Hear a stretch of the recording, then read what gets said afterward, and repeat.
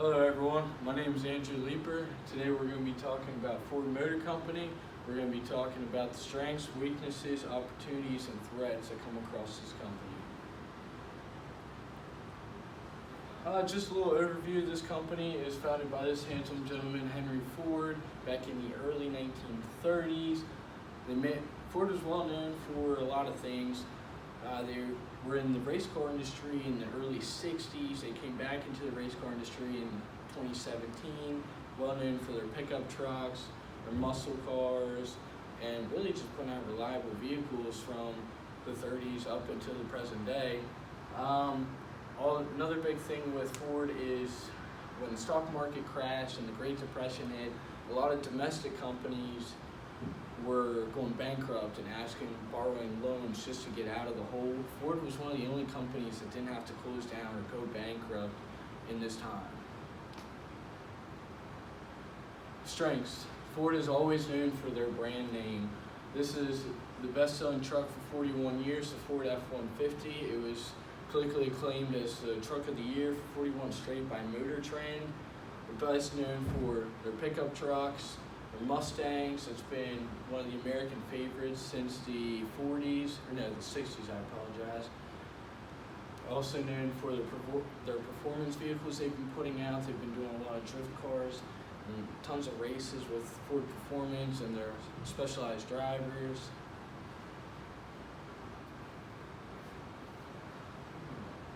And the global supply chain. This is another strength of the Ford Motor Company. They produce vehicles in the United States, Europe, most of Europe, China, Mexico, Australia, and South Africa, and a couple more countries I don't have listed. They're a big selling company globally. State-of-the-art innovation. Ford has a lot of packages and a lot of gadgets that they put out with their newest vehicles. They have different packages that can start with cloth seats, go up to leather seats, their pickup trucks, and to higher the line, they have power lift boards that come up and down. They have GPS units, they have Bluetooth, nice stereo systems that come in them, and they're also well known for their safety features. They have lane navigation, they have lane detectors, they have a lot of warnings, they have airbags all through their vehicles. Very safe.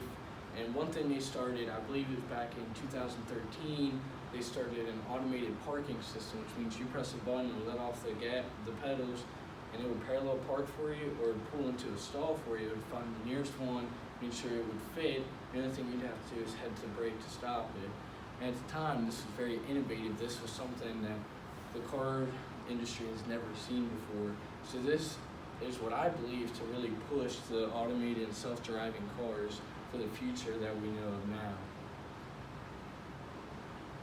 Every great company has their weaknesses, and a lot of their weaknesses started with this car here. This is the Ford Focus that they started producing back in the early 2000s and then remodeled it since then. They got a slight remodel in 2013. And once you get to the 2014 models, they had a lot of issues with transmissions. Once they realized these issues were coming out, they weren't recalling, they weren't really fixing them as much. So they discontinued them in 2018. This was a very high selling car. It was an affordable sedan that was sort of reliable, other than they all had the same issue. But I think if they would have kept producing them and fixed that issue, they could have made a lot more money off of them, as it was a cheap and reliable built car. Another weakness is their higher cost to their competitors. Their diesel pickups are a big one. They have the best towing and the best horsepower rating out of the diesel pickups on the market now. However, that comes with a higher cost compared to your domestic competitors like Dodge and Chevrolet. These are great trucks, and they have the numbers to show that they're great trucks, but compared to what we have from other companies, they're still not really in the price range what consumers nowadays are trying to spend. Slower innovation process. Yes, they put out a lot of great innovations, but they're slower to do it. Chevrolet started putting out their rear view camera in all their vehicles, and Ford has them in every vehicle now too, but they didn't put them in until about 2 to 3 years after Chevrolet did. This is just one example of the things they're kind of behind on. they do catch up and they do make some of their own original ideas, but they're usually slower about it, which is what I would say is a weakness of this company. Opportunities. Offering more options in the United States. They have discontinued a lot of vehicles in their lineup for 2019, but they're still available in Europe and other foreign countries, but they're not available in the United States. I feel like since they're an American company, they would make a lot more money offering a wider variety of vehicles in the United States.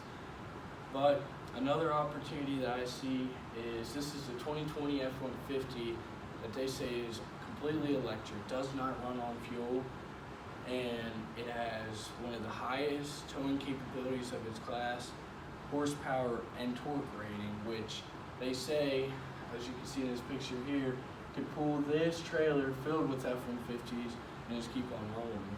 If that is true, and this has the capabilities that they say, I think this is going to be a great jump in the light pickup truck company, as nobody else in the industry has been able to touch an electric vehicle domestically.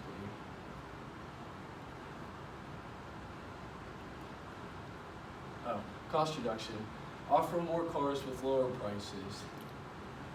There are a lot of cars that they could produce in the United States that they could offer with a slightly lower cost. The production that they go through, they have production in the United States and a lot of European countries. If they could just reduce the cost a little bit to compete with their competitors, I feel like they would have a lot more sales. Threats, and this is threats that I see every company facing. The biggest thing in the world today and on the market is Tesla. Tesla is a company that was founded back in the 80s, and they produce completely electric cars. They produce cars to drive themselves. And today, nobody really wants to pay for fuel. Why pay for fuel when you can just charge your car overnight and go for 400, 500 plus miles? That is great in today's industry.